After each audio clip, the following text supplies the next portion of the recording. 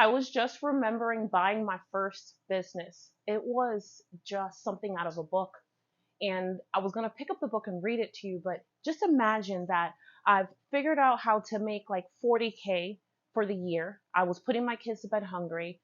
I read that I can start a business. I start a gift basket business, but I don't make enough money. You ever just start a business and you just don't make enough money? So fast forward. One day I'm with my kids, and let me see if I can remember exactly. It's in chapter 5. So I'm with my kids and we are at a park in Sunrise, Florida. And this comes from Confidence is Key in the Build the Damn Thing Now book. I'm with my kids at this park, and Jada and Maya are 18 months apart. So we're running around, we're having fun, but I see this woman, I see a truck actually over there in the community center. And I'm thinking to myself, man, what are all those trucks for? My life is really not only boring, but I'm not making enough money. I hate making baskets. I'm not good at it. I'm trying to feed these kids. Of course, their dad is nowhere to be found. My family is not racing over to come and save the day. And I'm literally just on my own as a woman.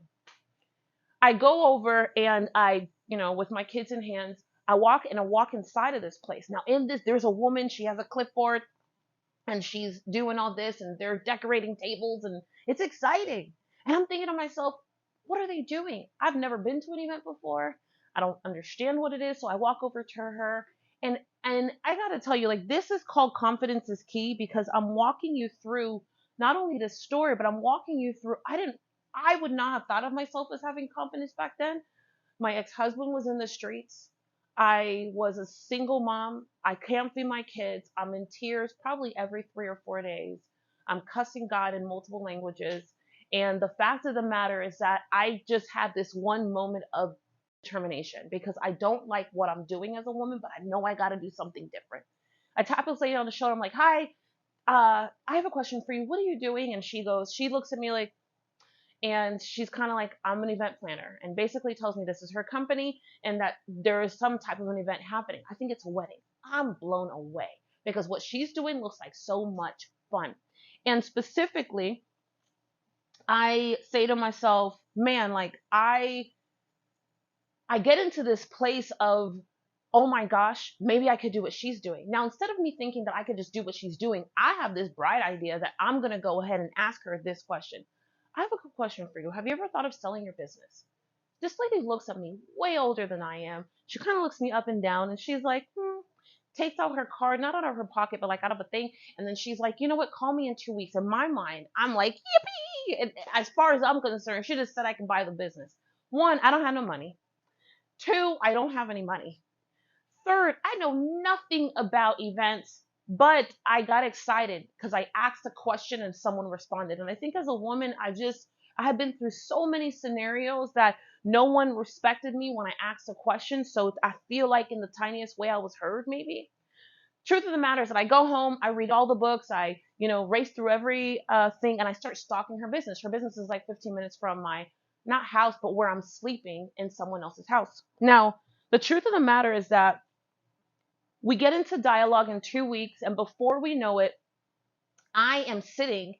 She tells me her price of her business, and she's like, "I'll sell you my business," and I'm like, "Woo!" She tells me she'll sell me her business for $30,000.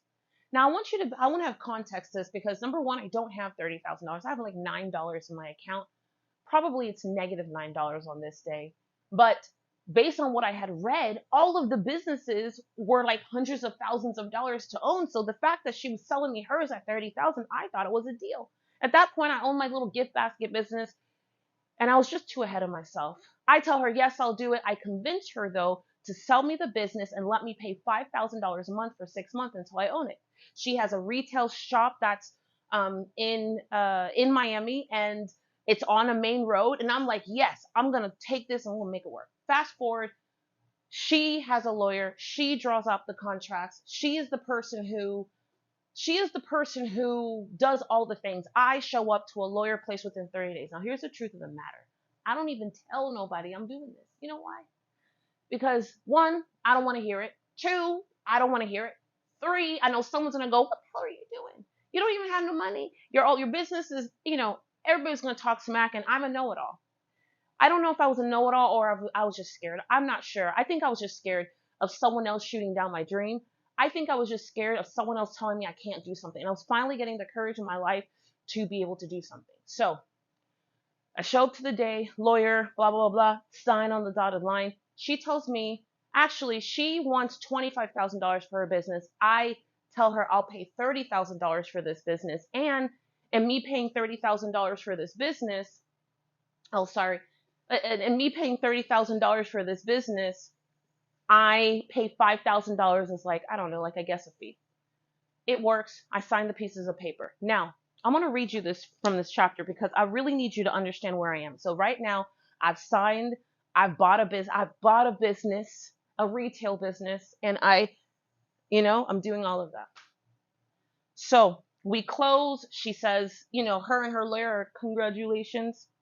So it was my first day. This is chapter 5, confidence is key. It was my first day as an official business owner. I was now the president of a well-known, well-established event planning and decorating company in Miami, Florida. Now, be clear, I don't know not a damn thing about, I don't know a damn thing about decorating nothing. I've never even been to an event for real. I've been to like Ray Ray's birthday party in a backyard, like once or twice in Miami. And if you know what that is, that's just a bunch of Heinekens and multiple coolers and people sitting around. Okay, so my first day would be a special day. Indeed, I drove with the music loud and the windows down all the way to the shop, which was like a good 15, 20 minutes from my house. The sun seemed like extra bright and extra beautiful this morning. It was great. I was so stupidly excited. As I pulled up to the shop, I noticed that something was missing. The sign. The stupid sign on the top of that building was nowhere to be found. It was actually gone. I stared at the empty spot in complete disbelief, and I could not park my, like, I want you to know I couldn't park my car fast enough. Like, think of me just like pulling up and like jumping out the car and not even putting this thing in park. Cause I'm like, what the hell? Now, I stared too hard as I approached the front door. I'm so excited just reading this, like I can't even get the words out fast enough. As I approached the front door, I noticed the door signs are also gone and that something was up. This was absolutely crazy. Utterly confused, I walk inside. I see the woman who I bought this thing from in the shop in the far left, and she's packing up things. Now I'm thinking to myself, why the hell is she packing? She says to me, actually, don't get me wrong, like I did understand that she was going to be putting things somewhere, but I definitely didn't, like, her little personal things in a box and getting them out so I could start running this thing. But the large items, the things on the shelf, they were gone. She turned to me, smiled, and said, good morning. I was not smiling. I was pissed. I walked closer to her and slowly and asked, where were all the signs? She looked at me calmly and she said, they are at my home.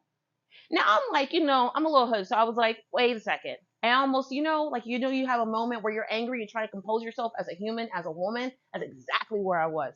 So now I blurted out, why are they at your home? What are they doing there? I bought this business. I need these signs. What am I going to do without them? You bring them back. She paused for what felt like, I swear to you, a whole eternity. And all I know is she said to me, honey, everything you bought is right here in this store. I was like, what the what? What are you talking about? I got a whole piece of paper that says I bought this business. And she was like, ha, you did not buy the business, you bought the assets. You bought the assets. Now I remember standing there. I didn't even have to read anymore because I remember what I felt. It was like sickening, disgust, anger, pain, sadness, every feeling that is like the epitome of holy, what am I going to do? Because now I have signed a lease for this place. I think the rent was like $2,000 a month. I now owe a $5,000 note, but I want you to understand what's around me. She has left trash. I don't want you to think she just took the signs and left everything else.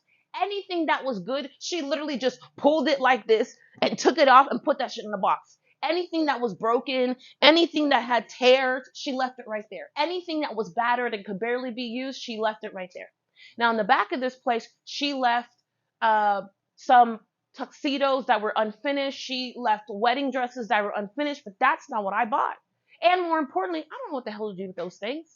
Now, my core lesson, I have two lessons I want to give you from this because me walking through this particular journey has been one of the most important, because I know that as a woman, you don't know what you don't know, and then you trust people too fast sometimes because we're buying and doing things, or we're moving on emotion. Back then, totally on emotion. I had no idea. Lesson number one, you got to do all the things with a lawyer. All the things with a lawyer, or with someone who, and or with someone who is not bigger and badder than you, but they know what they're doing, which is like the things that I do for our clients in the Shadow CEO. The second thing that I learned was that it was my first taste of understanding that I could acquire a business in order to grow and scale. Now, I'm going to get into that in part 2, 3, and 4, and 5 in this journey and this time that we have together. But I want to give you this because I cried forever. I feel like as I rolled around like a complete jackass on the ground. Like you can visualize me in this little tiny store, looking at all this thing, thinking, what the hell am I going to do? Not having no answers. But the truth of the matter is that I made a decision right there and then that I would not lose. So yes, it's tempting to go to all these external places when you feel like you're drowning and you can't anymore. But the truth of the matter, like what I talk about here in chapter 5, and why I'm so excited about this tour we have coming up, I'm coming around the country. I'm going on tour specifically so I can talk to business owners, because business owners and women, I feel like, is the other part of it. Because the truth of the matter is that I know that when in moments like this, we start throwing time and money at the problem, especially as women. We throw time and money, and in time like surface time. What I realized was this really, really, really important thing, and I'm gonna get out of here. I realized that I had to be resourceful with what I had, and I had to make one bet and one bet only in this life on me. So after crying and wiping my tears, I don't even know if I wiped my tears. I probably made these phone calls with tears in my eyes.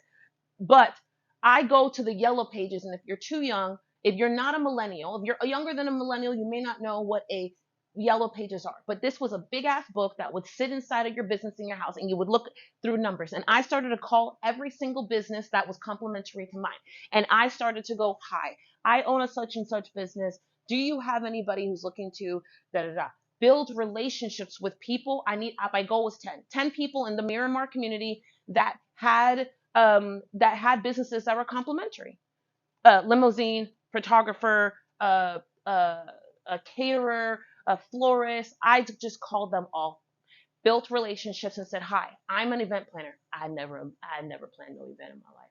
Hi, I'm an event planner because I didn't know what the hell to do with shit in the back. Hi, I'm an event planner, and I plan amazing weddings for awesome couples. And if you have someone who wants their blah, blah, blah, blah, blah, blah, please, can you give me a call back, or can you let me know? And I have a referral fee." I didn't have no referral fee. I didn't even have a program or a product. I just got off the phone and I started making calls. Third lesson, which is a bonus: you don't have to have the thing in order to start fixing the problem. You just need to have yourself in order to start fixing the problem. I literally stood in that place alone, scared, afraid, owing a lot of money, not telling anybody in my family, thinking about these kids, angry again all over at my ex-husband, who was my husband at the time, who was in the streets, who I still hadn't seen for months, and thinking to myself, this could not be. But I had to learn the most important part, which is why I wanted to write this originally, in what it means to become more as a business owner, is that I had to learn the principle that I don't, if all else fails, I have myself. And so do you. That is it. This is my 1, 2, and 3 thought for you on today's daily tea. I got part 2, 3, 4, and 5 coming.